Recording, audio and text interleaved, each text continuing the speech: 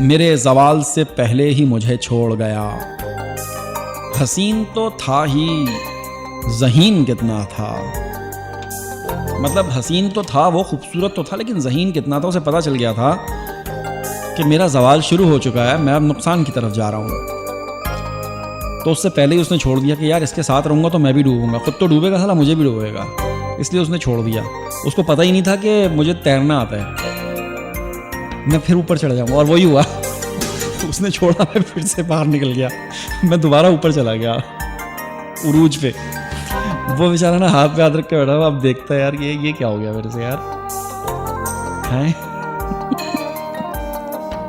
मतलब आप खुद सोचे ना कि आपने एक पौधा लगाया हो, ठीक है, आपने उसको पानी वानी दिया हो, जब वो बड़ा हो जाए उसको उखाड़ के फेंक दें और कोई और उस पौधे को दोबारा से लगाए और बहुत जल्दी फल खाना शुरू कर दे, तो आपको तो फिर गुस्सा आएगा नहीं आएगा? बोले यार ये क्या बात है यार, मेहनत तो मैंने की, सारा कुछ तो मैंने किया, ठीक है, और इसका फल तो कोई और खा रहा है।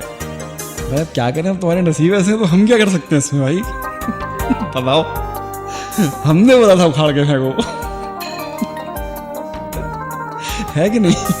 आप खुद बताएं ना कि भाई कोई ऐसा तो नहीं कहता ना कि यार तुम बस मेरा ज़वाल अगर शुरू हो गया है या तुम मुझे बर्बाद कर दो या छोड़ दो या कुछ कर दो। इंसान वक्त का कोई पता थोड़ी होता है यार, किसी वक्त कुछ भी हो सकता है, कभी भी कोई ऊपर जा सकता है, नीचे आ सकता है। ये ऊपर अप एंड डाउन तो होते रहते हैं ज़िंदगी में ना, साथ रहना चाहिए अच्छे और बुरे दोनों वक्तों में। मेरे ज़वाल से पहले ही मुझे छोड़ गया, हसीन तो था ही, ज़हीन कितना था। मतलब ये मैं एक जनरल बात कर रहा हूँ, ऐसा नहीं समझे कि मैं अपने लिए कह रहा हूँ। ये हर इंसान के साथ ही मतलब कोई ना कोई मसाइल तो होते ही है ना, मतलब कुछ ना कुछ तो हुआ ही होता है। रिलेट कर सकते हैं वैसे कहीं ना कहीं आप अपनी ज़िंदगी के साथ भी।